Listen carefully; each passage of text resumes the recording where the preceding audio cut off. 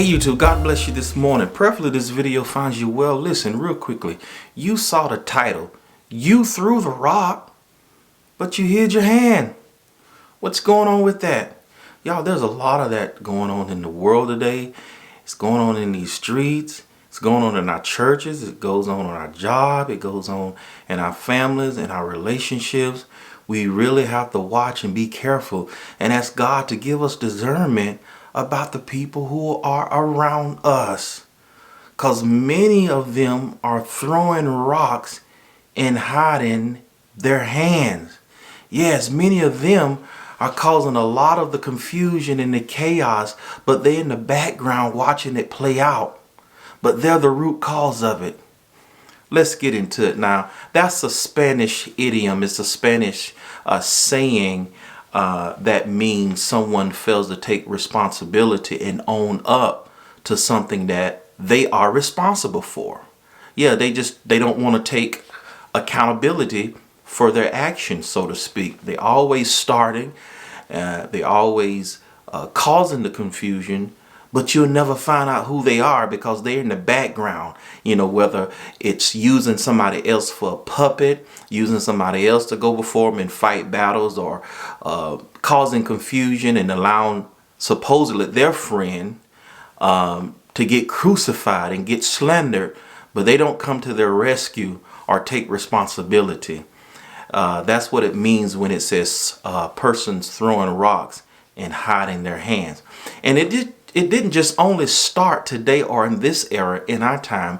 People, it's so unfortunate, but this has been going on way back when, and went on in Jesus's day. You remember in John the 8th chapter when the woman was caught in adultery and the accusers brought the woman before Jesus. Jesus, being Jesus, oh my gosh, I just love him so much. Just being Jesus, he didn't condemn the person because he knew what was up. I mean, adultery, Jesus knew without even being in the spirit, without even the spirit revealing to him.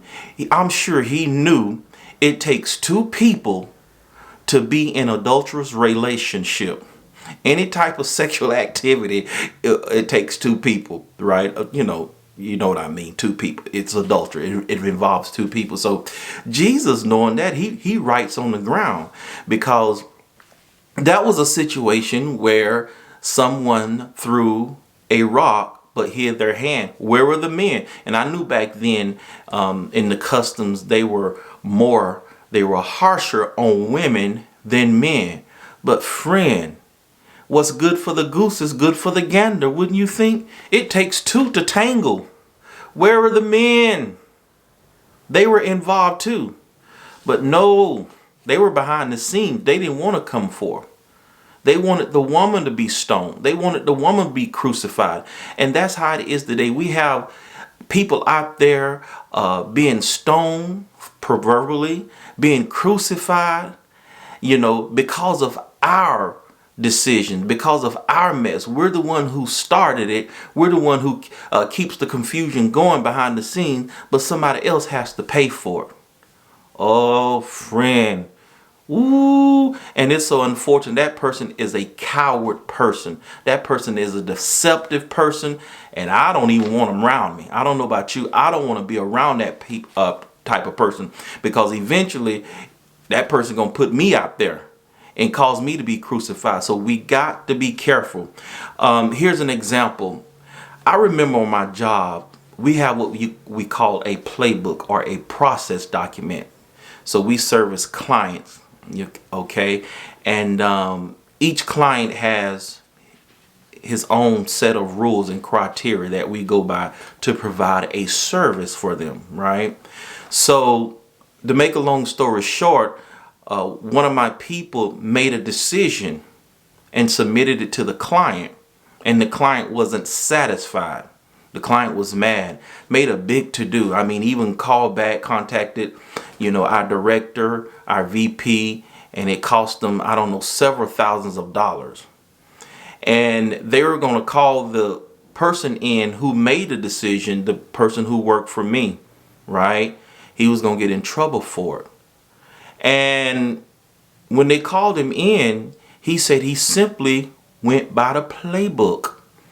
And I don't know. I don't know if I was on vacation or where I was, but I didn't know they called him in. I found out later, maybe when I came back off vacation. I don't know where I was. But anyways, he made a decision based on the process, doc. So it really wasn't his fault. It was the person. It was the fault of the person who updated or who documented that in that process document. Well, to make a long story short, when I found out, I heard all the ruckus going on in the office. When I found out, I say, I'm the one who put that process. I'm the one who updated that process document. I'm the one who put that rule in place.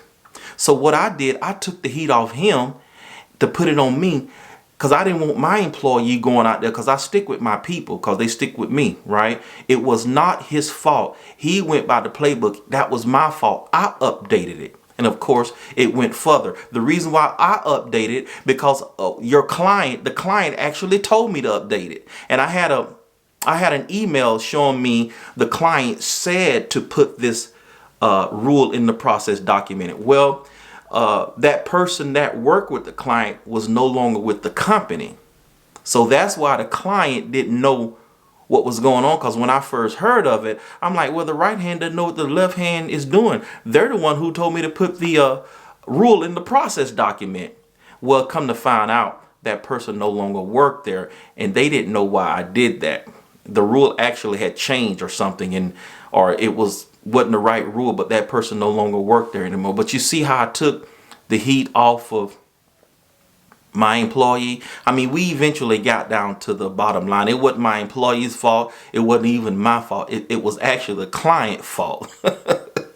But you see, that's an example. I took the heat off him. I took responsibility because I was the one who updated. Now, you might say, well, Pastor Nate, if it wasn't the client's fault, if we wouldn't have found out later on that the client had done that, would you still own up to it? Yes, I would have owned up to it, because that was my responsibility. I wouldn't have let my employee, who treated me so well and who's always helping me out and doing what he can to make my life easier, I would not put him out there to be crucified. And we have many people out there like that. They don't care what you've done for them. They don't care how good you've been to them. If they see you suffering, they see you out there being stoned or being crucified, they will not come out to help you. They will not stand up to bat for you. We got some people like that. Y'all, we have to watch these people. So we have to take responsibility. That's what this message is about. Take accountability. Even if it's suffering the consequences. Don't let nobody else suffer the mess that you started. That's not fair. All right? Be honest. Be a man. Be a woman of integrity. All right, friend. Preferably this exhortation bless you. In the meantime, in between time, take responsibility. Don't throw a rock and hide your hand. Be at peace and not in pieces. Till next time, my friend.